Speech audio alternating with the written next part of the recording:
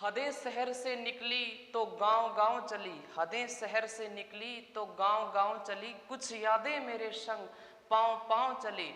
सफर जो धूप का हुआ तो तुजुर्बा हुआ, वो जिंदगी ही क्या जो छाँव छाँव चली, छाँव छाँव चली। हेलो दोस्तों, मैं हूं वसीम और आप देख रहे हैं हमारा YouTube channel study with Wasim.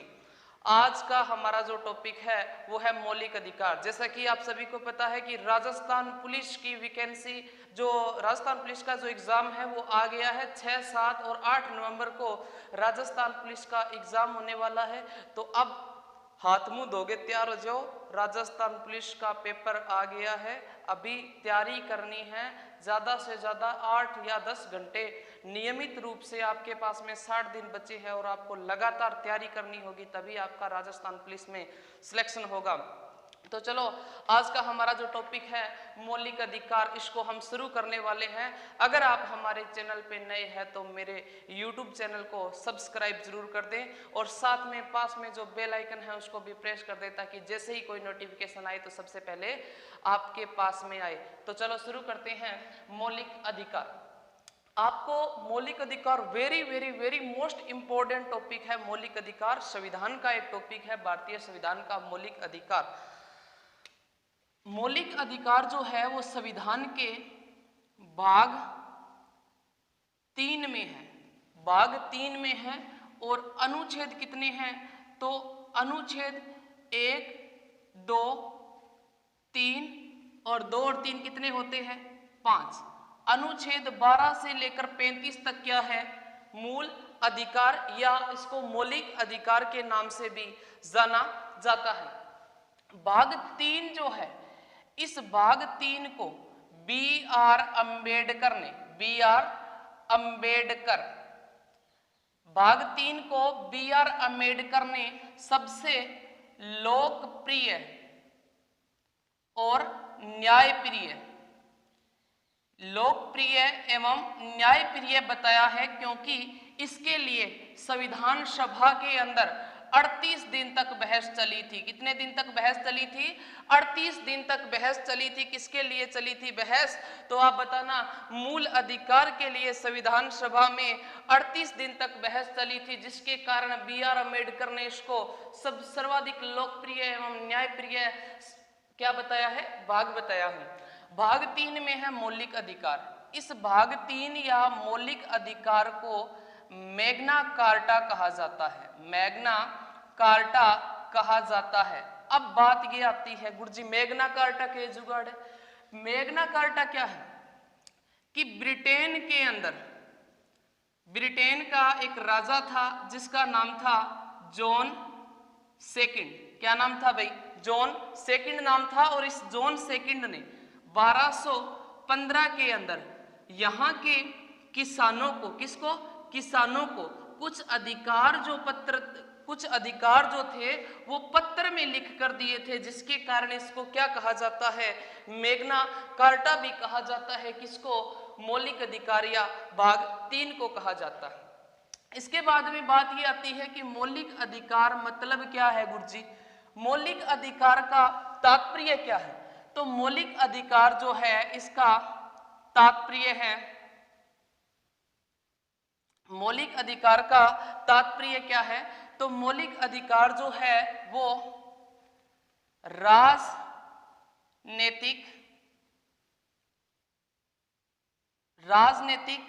लोकतंत्र, राजनीतिक जो लोकतंत्र है, राजनीतिक जो लोकतंत्र है उसके लोकतंत्र के आदर्शों की, राजनीतिक लोकतंत्र के आदर्शों की उन्नति करता है। मौलिक अधिकार जो है वो राजनीतिक लोकतंत्र के आदर्शों की उन्नति करता है। ये क्या है? मौलिक अधिकार। ये हमारे लिए किस लिए आवश्यक है? मूल अधिकार या मौलिक अधिकार हमें कर्तव्य याद ना हो जाए, लेकिन मौलिक जो अधिकार है, अपने को जो अधिकार मिले हैं, ये तो याद होना क्या है? अनिवार्य है। तो राजनीतिक लोकतंत्र के आदर्शों की उन्नति करता है। उन्नति से है इसका तात्पर्य, किसका तात्पर्य? मौलिक अधिकार का। ये जो अधिकार है, ये अधिकार देश में लोक व्यवस्था, देश में लोक व्यवस्था बनाए रखने तथा राज्य के कठोर नियमों के विरुद्ध नागरिकों की सुरक्षा करता है।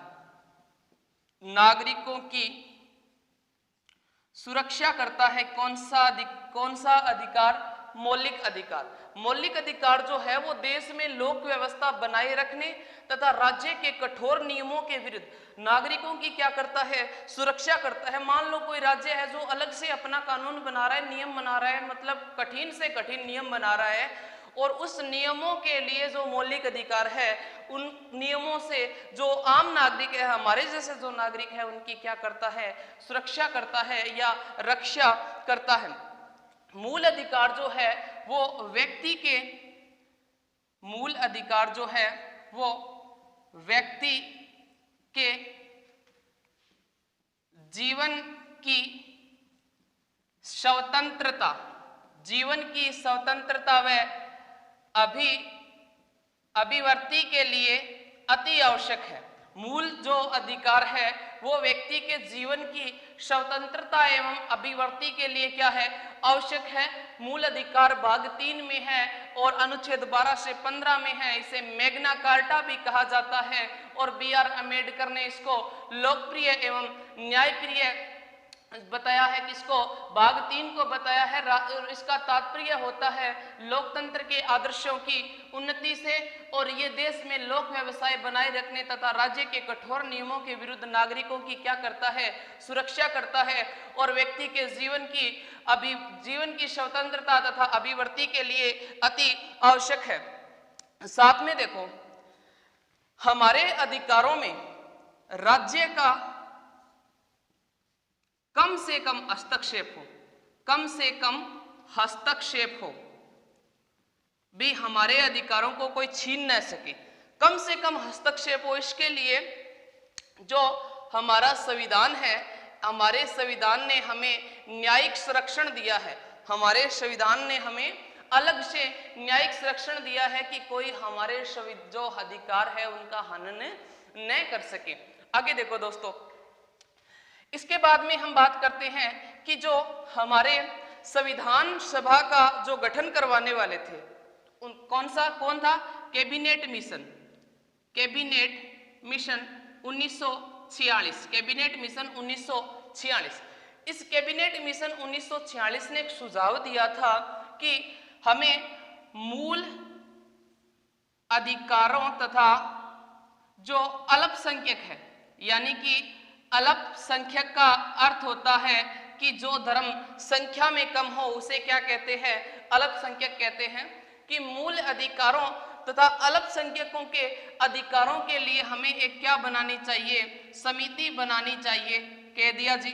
अब इन्होंने कह दिया तो हमारे जो पटेल साहब थे, सरदार वल्लभ भाई पटेल के नेतृत्व में एक परामर्श दात्री समिति का गठन हुआ, और एक थे जे.बी. कृपलानी। जे.बी. कृपलानी ने एक उप समिति का गठन किया था, और इन्हीं की सिफारिश के ऊपर हमारे संविधान के अंदर क्या जोड़े गए? मूल अधिकार या मौलिक अधिकार जोड़े गए। जो भाग कौन से में है? जो भाग 3 के अंदर है। हम पढ़ रहे हैं मौलिक अधिकार। अगर आप हमारे चैनल पे नए हो तो चैनल को सब्सक्राइब जरूर कर लेना, और अगर आपको वीडियो अच्छा लगे तो वीडियो को लाइक करना न भूले। आगे देखो, इसके बाद में क्या होता है। अब बात करते हैं मूल अधिकारों के स्रोत, कि हमें मूल अधिकार के कहां से मूल अधिकार मिला था। स्रोत की बात करेंगे। मूल अधिकार के जो स्रोत आते हैं, तो स्रोत में अगर बात करें तो मूल अधिकारों की जो जननी है, मूल अधिकारों की जननी कौन सी है भाई? इंग्लैंड है। कौन सी है मूल अधिकारों की जननी? इंग्लैंड है। लेकिन हमने तो मूल अधिकार कहां से लिए हैं? यूएस से, यानी अमेरिका के संविधान से लिए हैं। कौन से संविधान से लिए हैं दोस्तों? अमेरिका के संविधान से लिए हैं। लेकिन इसकी जननी कौन सी है? इसकी जननी इंग्लैंड है। अब देखो मूल अधिकारों की सबसे पहले मांग किसने की थी? तो मांग के लिए अगर हम बात करें 1895 की, 1895 में बाल गंगाधर तिलक का एक विधेयक आता है जिसका नाम है स्वराज्य विधेयक। इस स्वराज्य विधेयक में मूल अधिकारों की सर्वप्रथम क्या की गई थी? मांग की गई। और इसका जो उल्लेख है, मूल अधिकारों का उल्लेख हमें कहां से मिलता है? 1928 की मोतीलाल नेहरू रिपोर्ट से। 1928 की मोतीलाल नेहरू रिपोर्ट से हमें इसका क्या मिलता है? उल्लेख मिलता है। इसके बाद में हम बात करेंगे कि मूल संविधान में मूल अधिकार कितने थे? तो 7 थे, लेकिन वर्तमान में कितने हैं? 6 है। वर्तमान में कितने हैं? 6 है। और मूल संविधान में कितने थे? 7 थे। हटा कौन सा दिया जी? संपत्ति का अधिकार हटा दिया। कौन सा? संपत्ति का अधिकार। संपत्ति का जो अधिकार था इसको जो संपत्ति का जो अधिकार है इसको हमारे संविधान से क्या कर दिया है? इसको मूल अधिकार से क्या कर दिया? हटा दिया है। कौन से संविधान संशोधन के तहत? 44वां संविधान संशोधन 1978 के तहत इसको हटाकर किसमें जोड़ दिया है? कानूनी अधिकार बना दिया है। और जोड़ किसमें दिया है? अनुच्छेद 300 क में। और पहले किसमें था? अनुच्छेद 31 में था। तो हमारे अभी संविधान के जो मूल अधिकार है भाग 3 में वो कितने रहे हैं? 6 रहे हैं। कितने हैं? 6 है। और संविधान के यानी मूल संविधान में कितनी थी? इनकी संख्या 7 थी। तो जल्दी से इसको नोट डाउन कर लो। इसके बाद में हम बात करेंगे कि मूल अधिकार किस प्रकार से कौन कौन से अनुच्छेद के अंदर है। तो पहले इसको नोट डाउन करो। चलो जी, अब हम बात करेंगे कि हमारे जो संविधान के अंदर जो मूल अधिकार है उनकी संख्या 6 है। और 6 कौन कौन सी है उनके बारे में हम बात करेंगे। तो देखो, नंबर 1, 2, 3, 4, 5 और 6। ट्रिक से याद करने का कोई फायदा नहीं, इनको ट्रिक से मत याद करो, इनको सीधा डायरेक्ट याद करो। आप बड़े से बड़े लेवल का एग्जाम दे रहे हो तो आपको ट्रिक काम में नहीं आएगी, आपको इसका विस्तार ही पढ़ना पड़ेगा। देखो, सबसे पहले जो 1 नंबर पे आता है वो आता है समानता का अधिकार। समानता का अधिकार अनुच्छेद 14 से लेकर अनुच्छेद 18 तक। अनुच्छेद 14 से लेकर अनुच्छेद 18 तक कौन सा अधिकार आता है? समानता का अधिकार आता है। उसके बाद में जो अधिकार आता है स्वतंत्रता का अधिकार। कौन सा अधिकार आता है? स्वतंत्रता का अधिकार अनुच्छेद 19 से लेकर 22 तक। ठीक है गुरुजी। उसके बाद में क्या आता है? 3 नंबर पे आता है शोषण के विरुद्ध अधिकार। अगर हमारा कोई शोषण कर रहा है तो उसके विरुद्ध भी हमें कोई अधिकार मिलने चाहिए। तो शोषण के विरुद्ध अनुच्छेद 23 से 24 तक क्या आता है? 23 से 24 तक आता है शोषण के विरुद्ध अधिकार। उसके बाद में हमें धार्मिक स्वतंत्रता का भी अधिकार दिया हुआ है। धार्मिक स्वतंत्रता का अधिकार कि हम धार्मिक स्वतंत्रता का अधिकार अनुच्छेद 25 से लेकर 28 तक। कहीं को नहीं, हम कोई सा भी धर्म ग्रहण कर सकते हैं, उसके लिए हमें धार्मिक स्वतंत्रता का अधिकार अनुच्छेद 25 से लेकर 28 तक हमें धार्मिक स्वतंत्रता का अधिकार दिया है। और उसके बाद में शिक्षा एवं संस्कृति का अधिकार। शिक्षा एवं संस्कृति, शिक्षा एवं संस्कृति का जो अधिकार है वो हमें जो शिक्षा एवं संस्कृति का अधिकार है। और उसके बाद में जो अपना अधिकार आता है वो संवैधानिक उपचारों का अधिकार आता है। शिक्षा एवं संस्कृति का अधिकार यानी अनुच्छेद 31 को तो हटा दिया है, तो ये 29 से लेकर 30 तक रहेगा। और उसके बाद में जो है वो है संवैधानिक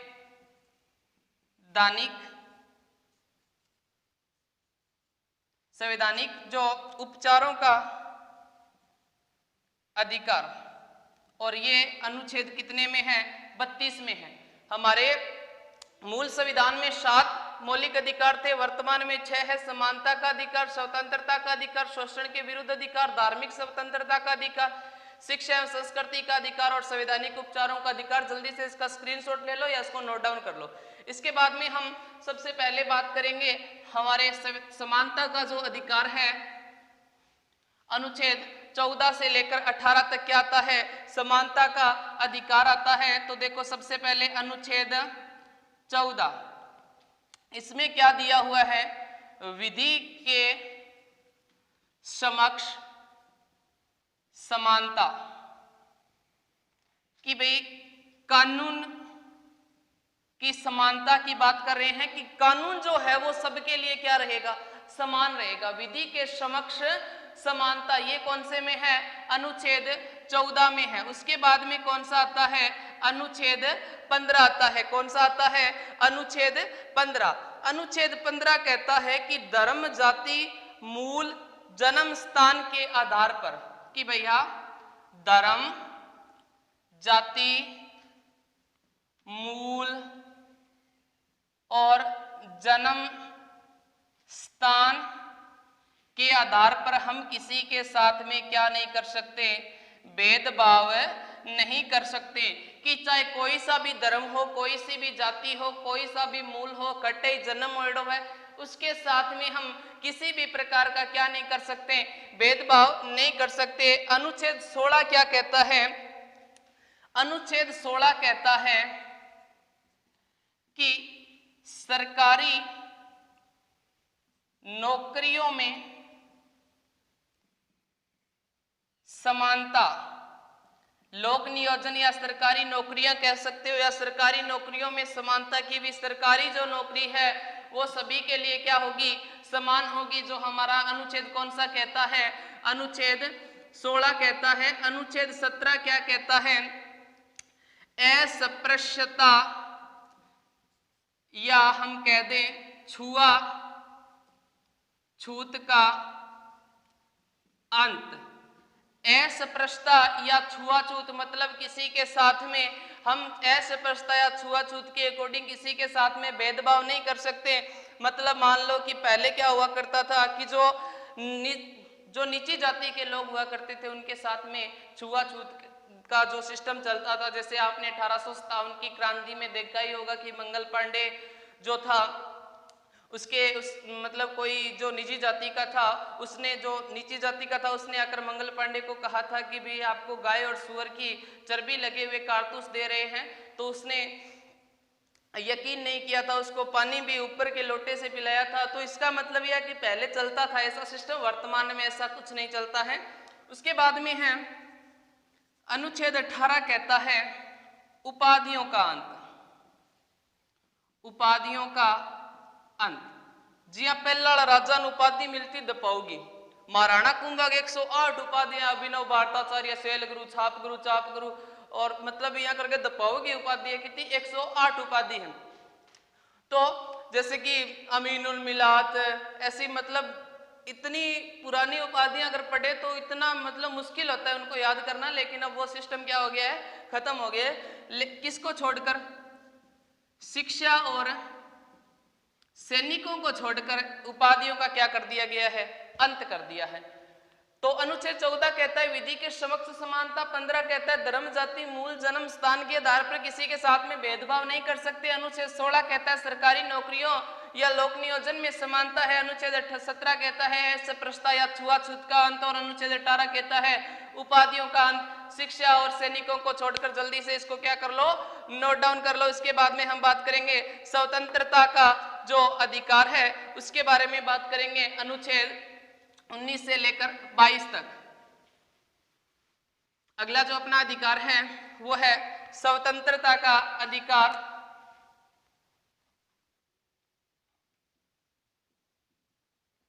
स्वतंत्रता का अधिकार अनुच्छेद कितना है भाई? अनुच्छेद गुरुजी 19 ले गए और कटता ही है 22 तक है। अनुच्छेद 19 के अंदर क्या है जी? अनुच्छेद 19 के अंदर है वाक, या हम कह सकते हैं बोलने की स्वतंत्रता। अनुच्छेद 19 के अंदर क्या है जी? बोलने की स्वतंत्रता है। बोलने की स्वतंत्रता यहाँ को नहीं मतलब गाड़ का डर लग जाओ, ऐसा कुछ नहीं है। लेकिन हम कोई ऐसा सिस्टम चल रहा है राजनीति में, हम माहौल अगर कुछ कहीं पर भी अपना कुछ शब्द रखने चाहें तो हम बोल सकते हैं, हमें कोई रोकने वाला नहीं होगा। लेकिन इसके साथ में इसको 6 अन्य स्वतंत्रता भी दी गई है, जैसे कि मान लो अनुच्छेद क या अनुच्छेद 1, कुछ भी मान लो अनुच्छेद क या जो 1 वो है क्या कहता है? वो कहता है वाक एवं अभिव्यक्ति की स्वतंत्रता। वाक एवं अभिव्यक्ति की स्वतंत्रता। अनुच्छेद 19 क जो है वो कहता है वाक एवं अभिव्यक्ति की स्वतंत्रता, और अनुच्छेद 19 जो ख या जो सेकंड आता है अनुच्छेद 19 ख या जो हम सेकंड, इसके अंदर क्या है कि जो अनुच्छेद 19 ख है उसके अंदर है कि शांतिपूर्ण एवं निरायुध सम्मेलन करवा सकते हैं। शांति बाई कौन है? शांतिपूर्ण एवं निरायुध सम्मेलन करवाने की क्या है? स्वतंत्रता है। किसमें है? अनुच्छेद 19 ख या अनुच्छेद 19 सेकंड के अंदर है। अनुच्छेद 19 ग के अंदर क्या है? संघ या संगठन बनाने की स्वतंत्रता है।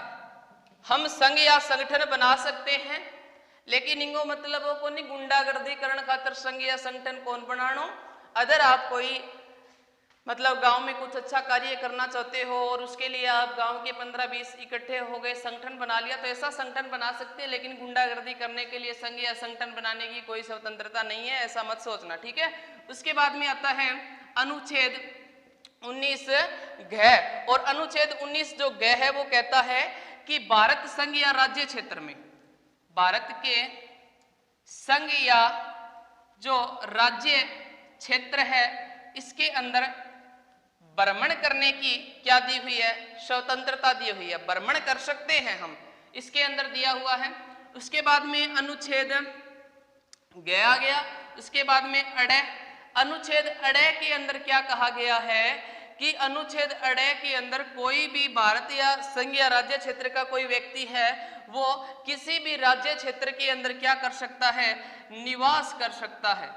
पहले इसके अंदर क्या आदिवासी क्षेत्र उपवाद है इसका, पहले इसके अंदर क्या हुआ करता था कि भ्रमण करने के लिए हमें जम्मू और जो कश्मीर था उसमें भ्रमण तो कर सकते थे लेकिन निवास नहीं कर सकते थे, क्योंकि उस समय क्या थी? धारा 370 थी, और जैसे ही धारा 370 हट गई तो यहाँ पर भी रहने की क्या मिल गई है? स्वतंत्रता मिल गई है। तो देखो हम धारा 370 की भी कभी बात करेंगे, ये बहुत लंबा टॉपिक है, 2-2.5 घंटे का टॉपिक है, कभी मौका मिला तो हम इसकी भी बात करेंगे, लेकिन आप चैनल को सब्सक्राइब जरूर कर देना। उसके बाद में क्या है? अनुच्छेद 19 च, अनुच्छेद 19 च जो है वो क्या कहता है कि क्रांति, आजीविका तथा व्यवसाय करने की स्वतंत्रता है, कि आप क्रांति कर सकते हो, आजीविका चला सकते हो तथा व्यवसाय कर सकते हो, इन सभी की क्या दी हुई है? स्वतंत्रता दी हुई है। 6 हो गया कि 1 2 3 4 5 6, ठीक है गुरुजी। अनुच्छेद 19 के अंदर है बोलने की वाक या अभिव्यक्ति की स्वतंत्रता, अनुच्छेद 19 क के अंदर है, ख में शांतिपूर्ण एवं निरायुध सम्मेलन करवा सकते हैं। उसके बाद में अनुच्छेद ग के अंदर है, 19 ग के अंदर है संघ या संगठन बनाने की स्वतंत्रता, ग के अंदर भारत संघ राज्य क्षेत्र में भ्रमण करने की स्वतंत्रता, अनुच्छेद अड़े के अंदर है कि किसी भी क्षेत्र में निवास करने की स्वतंत्रता है, और अनुच्छेद 6 के अंदर है क्रांति, आजीविका क्रांति करने की, यानी क्रांति कर सकते हो, जैसे 1857 की क्रांति हुई थी, ऐसा माहौल बना रखा है अभी। और बहुत अच्छी बात है कि जो बेरोजगार थे उन्होंने अपना जो प्रदर्शन किया सरकार को पहुंचाने के लिए कि भैया वैकेंसी क्यों नहीं निकाले। जैसे रेलवे की जो है वो 2 साल से वैकेंसी पेंडिंग पड़ी है, उसका एग्जाम नहीं करवा रहे हैं। तो मतलब इसके लिए ये क्रांति भी कर सकते हैं, ये इनको स्वतंत्रता है। आजीविका चलाने के लिए कोई कार्य कर रहे तो वो भी स्वतंत्रता है, व्यवसाय की स्वतंत्रता है। तो आप जल्दी से इसको क्या कर लो, नोट डाउन कर लो। उसके बाद में हम बात करेंगे अगले अधिकार की।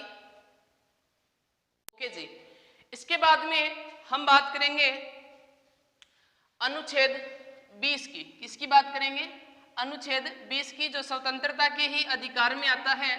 अनुच्छेद 20 देखो, कुछ एक जैसे नशीली दवा, शराब और खाद्य पदार्थ इनका इत्यादि का जो व्यापार है वो करना, वो क्या है, वो निषेध है। ये बात भी आप याद रखना।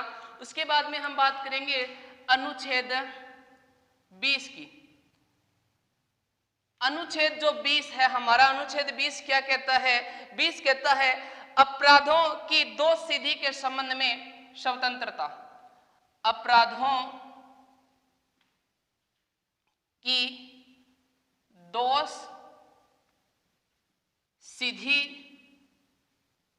के संबंध में स्वतंत्रता जो है वो अनुच्छेद 20 के अंदर है। इसका तात्पर्य क्या है, इसका मतलब क्या है? गुरुजी समझ में को नहीं है, मैं समझाशु थन।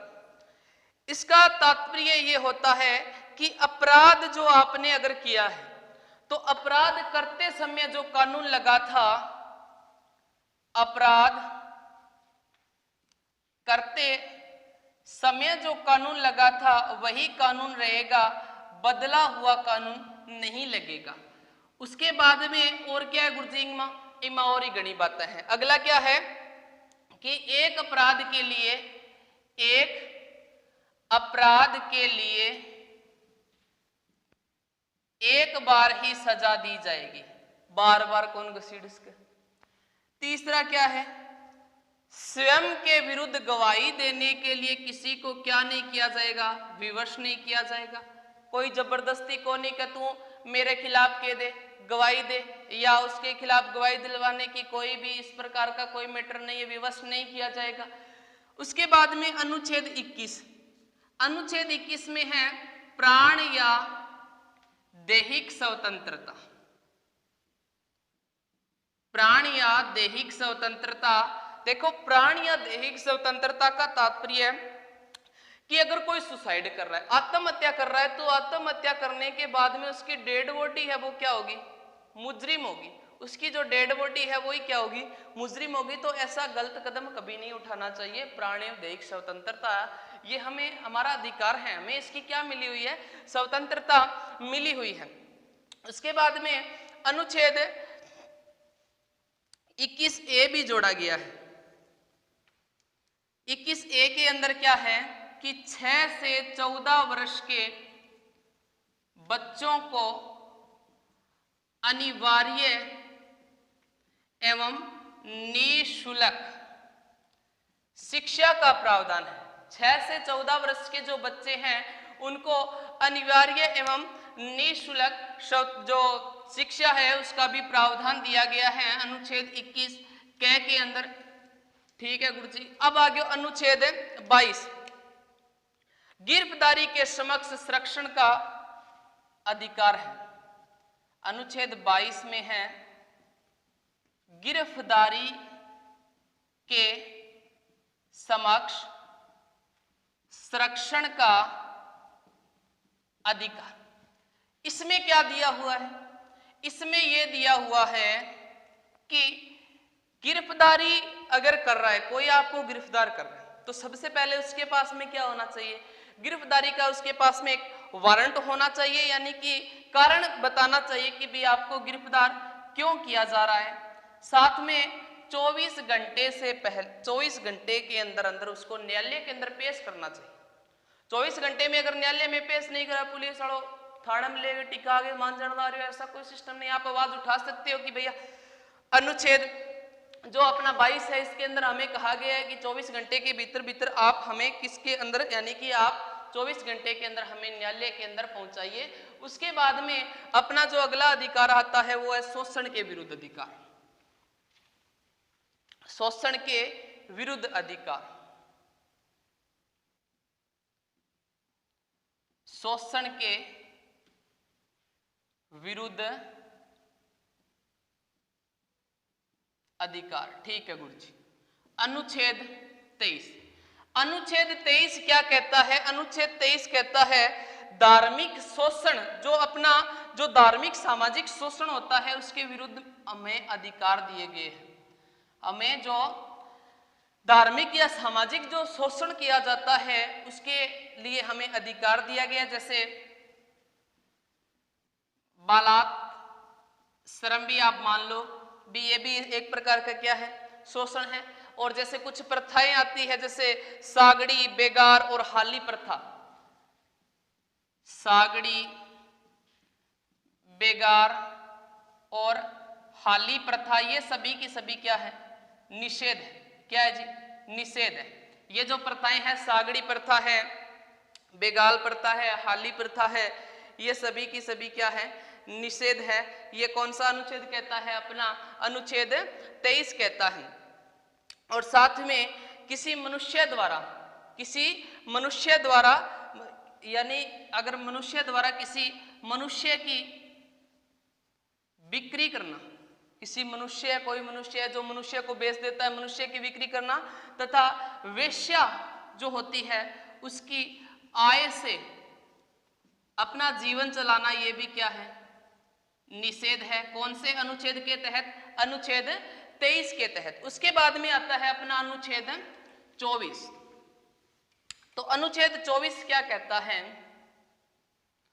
अनुच्छेद 24 जो है ये कहता है कि 14 वर्ष से कम उम्र के बच्चों को, 14 वर्ष से कम उम्र के बच्चों को आप क्या नहीं करवाओगे? उनसे काम नहीं करवाओगे। जैसे कि 14 से कम वर्ष के बच्चों को दुकानों पर लगा दिया, कारखानों में लगा दिया, मतलब ऐसे कोई भी काम है वो आप 14 वर्ष से कम उम्र का बच्चा है उससे आप उस प्रकार के काम नहीं करवा सकते।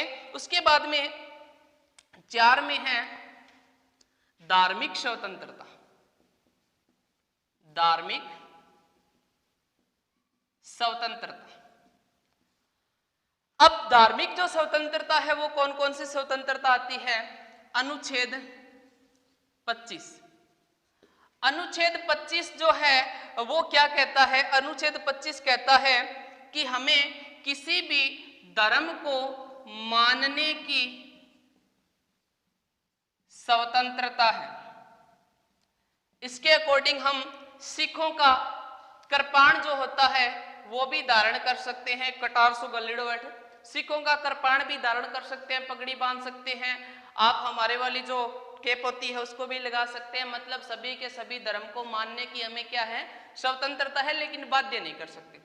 उसके बाद में जो अनुच्छेद 26 है, 26 कहता है कि धार्मिक कार्यों का आयोजन करवाने की स्वतंत्रता है। धार्मिक कार्यों का आयोजन करवाने की स्वतंत्रता है कि आप जागरण जुमा जो भी है वो लगा सकते हैं। धार्मिक कोई भी धर्म का, यानी आप जो अगर मस्जिद के अंदर नमाज पढ़ रहे, कहीं बाहर भी पढ़े तो भी कोई प्रॉब्लम नहीं है। तो यानी कि इसके अंदर क्या है कि धार्मिक कार्यों का आयोजन करवाने की हमें क्या दी गई है? ये एक प्रकार की धार्मिक स्वतंत्रता दी गई है।